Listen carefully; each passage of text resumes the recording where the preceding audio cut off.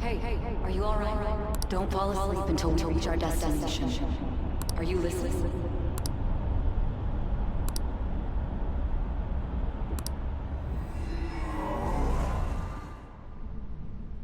Are you listening?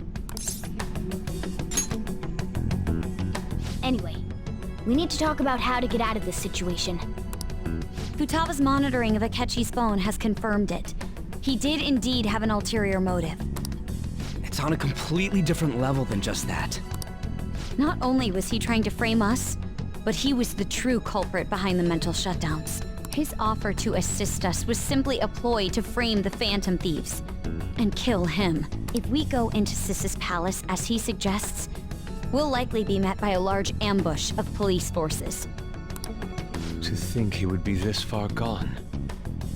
I know now what it means to feel a chill down my spine. Furthermore, he wishes to bring a police squad from reality into the palace. If the 8 of us can enter at once, it's not inconceivable to think a larger group is possible. He may even be able to bring in vehicles or other special pieces of equipment. So, this really was just a setup to shift the blame onto us. He made us go after Okumura. Then once we triggered the change of heart, he killed him.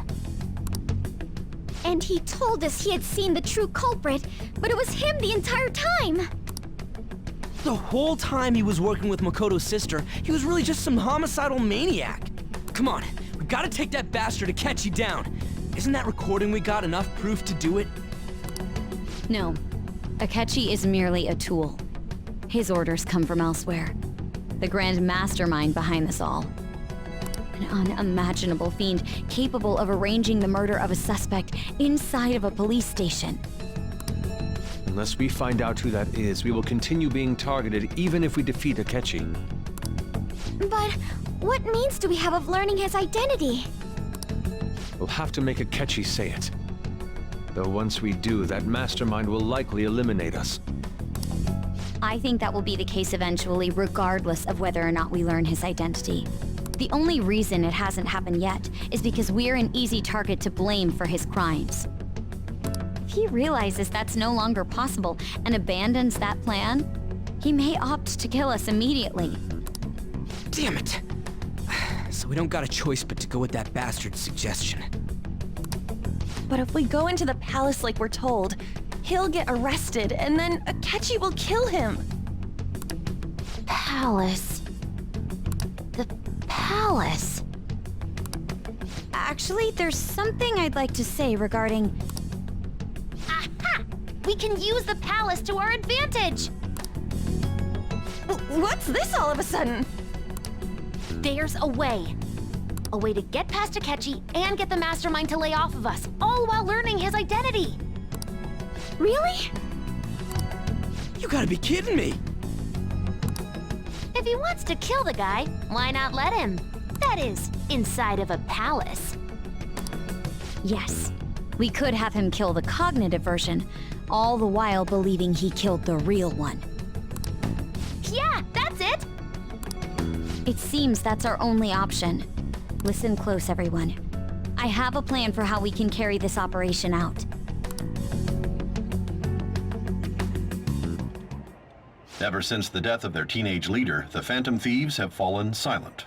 However, the police intend on continuing this investigation until the case is fully solved. I'm sorry I'm late. I had to finish a few things at work. Where are they? Waiting upstairs. Go tell him to come on down. I'm gonna fetch him. You're her sister, correct? Makoto told me everything. Futaba-chan, I'm sorry that I caused you so much trouble this past summer. It's ancient history now. Man, that goddamn detective! Look who's here.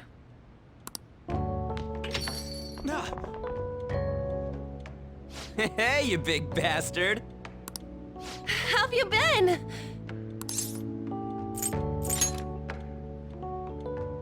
You're not floating. It truly is a relief to see your face.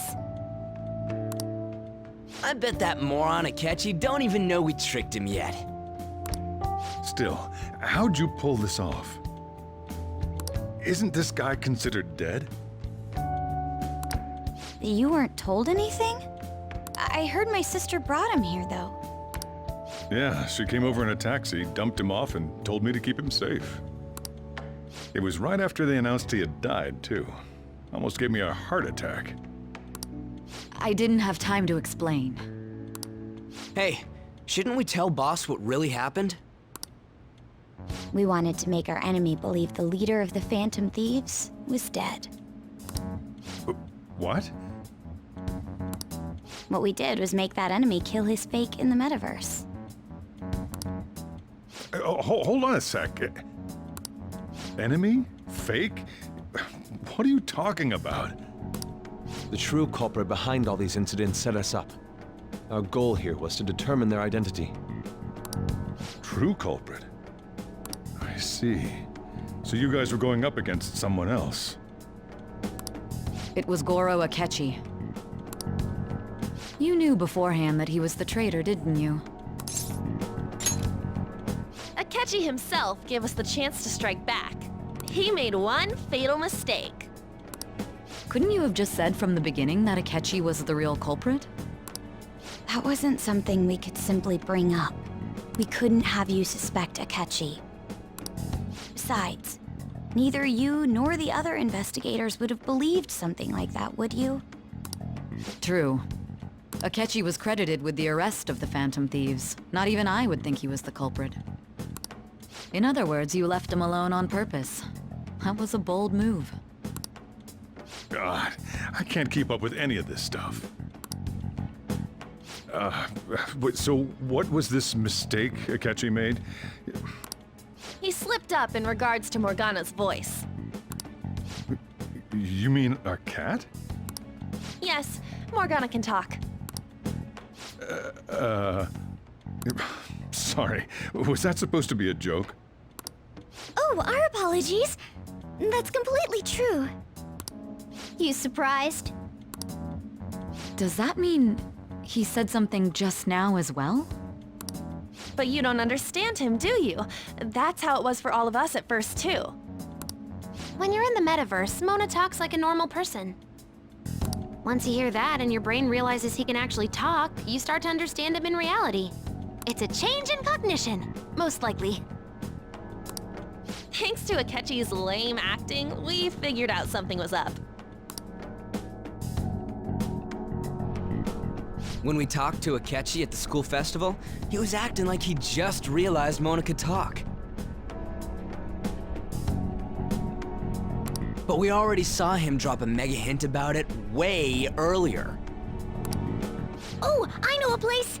I want to go to that huge pancake-looking place we passed on the way here! Oh, am I mistaken? I thought I heard something about delicious pancakes.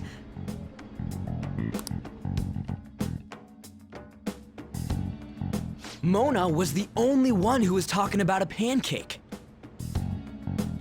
That meant Akechi'd already been in the metaverse by then. And since he was lying to us about that, we assumed he had a hidden motive behind contacting us. It seemed odd upon further thought. His reaction to my pancake comment was an honest one, after all. That said, we weren't so naive to overlook something like that. That's why we asked Futaba-chan to wiretap his phone. I pretended to be interested in checking the phone out, but I was actually planting my app. My heart was pounding while I was doing it, though.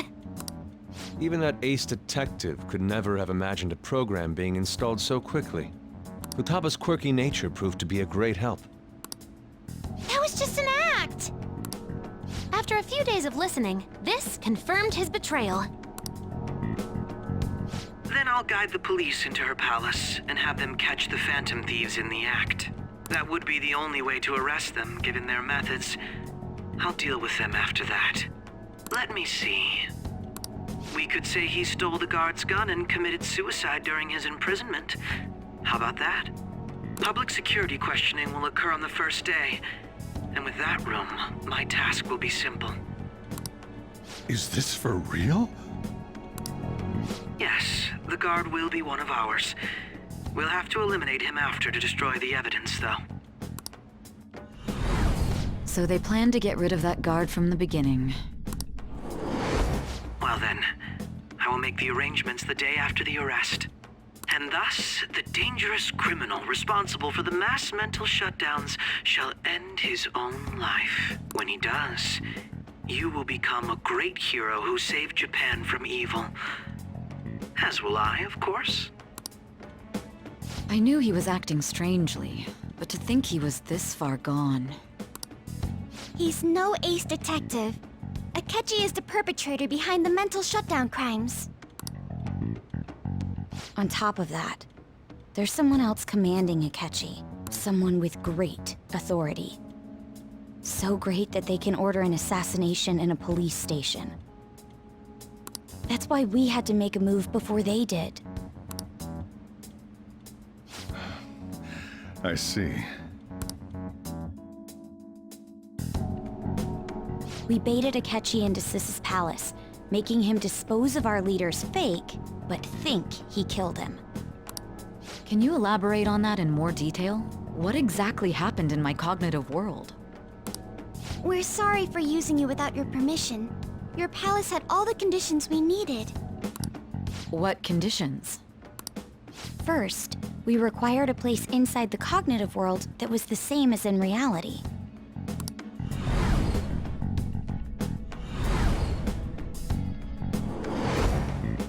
That place is based on the real world after all. Anywhere that's not warped looks just like normal. And that's why nobody but the person who uses the nav even realizes they're in the metaverse. Back with Kamoshida, we came in from the station without even noticing. You totally can't tell the difference if there ain't any distortions around. We had already investigated Nijima-san's palace when Makoto brought the suggestion to us. I was seriously impressed by that suggestion. To be honest, I didn't quite understand it, but I went along with it. Yeah, it's good we have her heading up our operations. Makoto is normally so calm as well, but once her mind is set, she gets oddly impulsive. I did have a bit of a rivalry forming with Akechi. But I just couldn't contain myself anymore once you became a target, Sis. The reason I joined the Phantom Thieves was to heal your heart, after all. My own achievements were all that mattered to me. I was desperate. I wasn't myself at all. I'm sorry I couldn't see that. That goes for the both of us.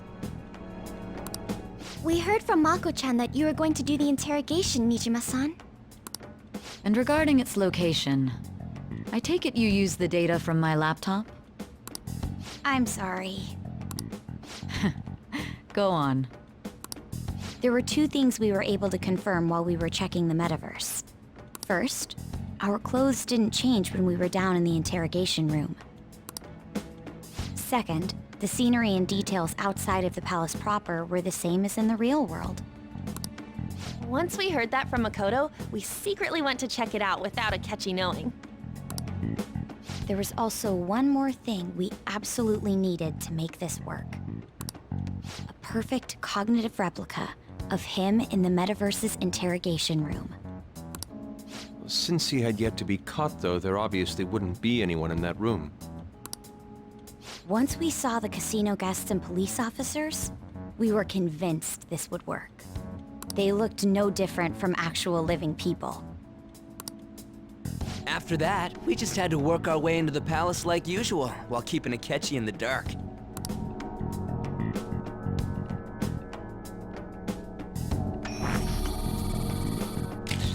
Everything went as planned up until we defeated Sis's shadow. However, it was then that we were met with a terrifying, unexpected police ambush.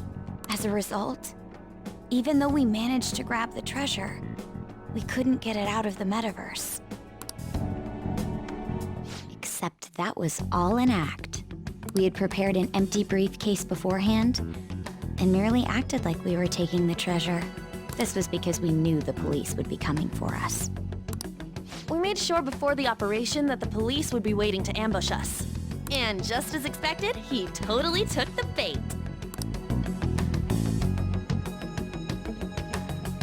Him getting captured by the police went exactly how we planned it.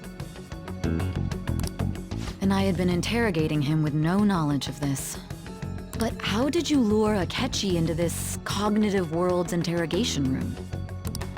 All I needed were the coordinates.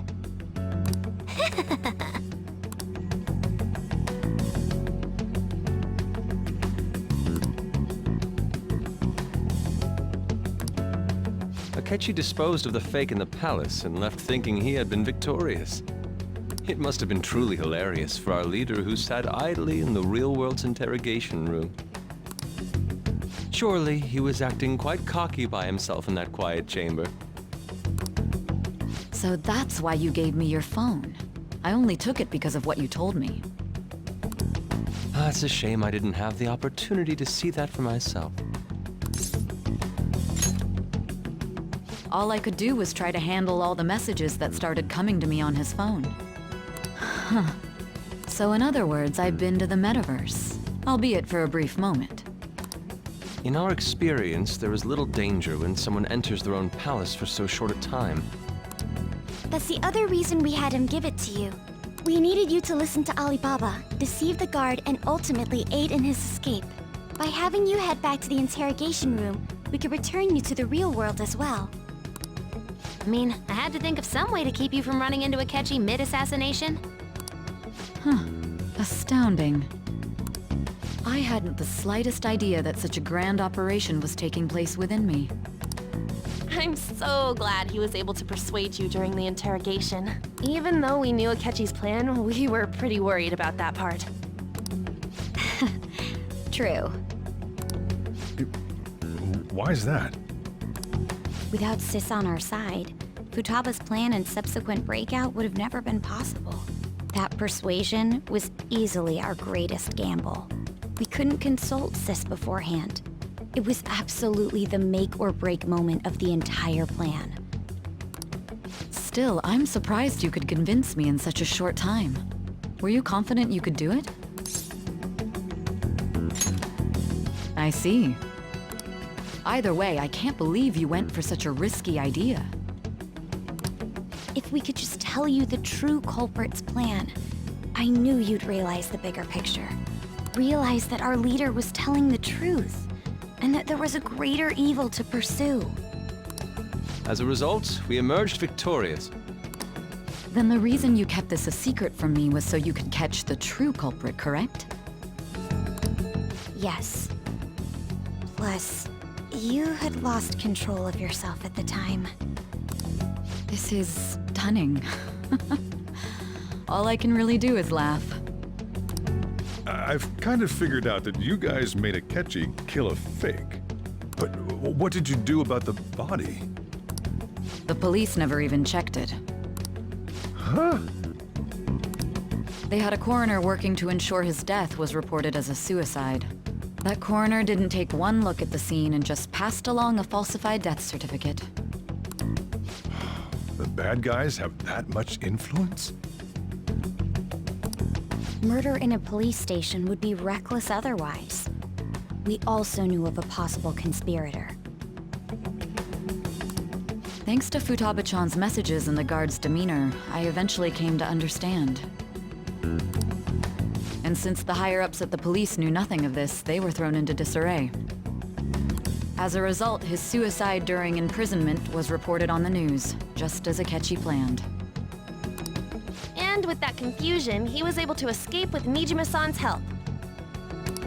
I made sure nobody would check the morgue for his body, and thanks to that, nobody knows he survived.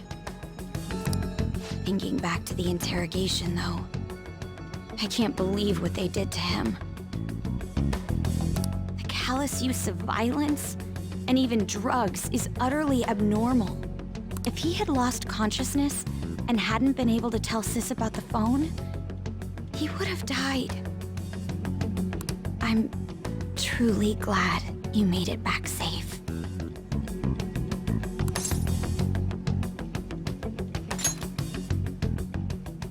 I almost became one of your assailants as well. It still freaked me out when I saw the suicide on the news, though. We made sure to live normal lives while he was being interrogated to avoid drawing any suspicion. Even with that, I couldn't help but worry for him in my heart. Well, I knew right away that her plan worked out. I wanted to believe, but considering what we were up against. Ryuji's a bit on the dense and carefree side. Can it, Cat? I had to be patient and avoid this place until things settled down. I finally feel relieved. We knew he was alive, but it was difficult to not worry until we could confirm it in person. Now that I think about it, my interrogation was just a formality for the head commander. What a joke, letting me interrogate someone who was meant to die. They just wanted to avoid backlash. Very well. From here forward, I will do my utmost to assist you. You saved me, after all.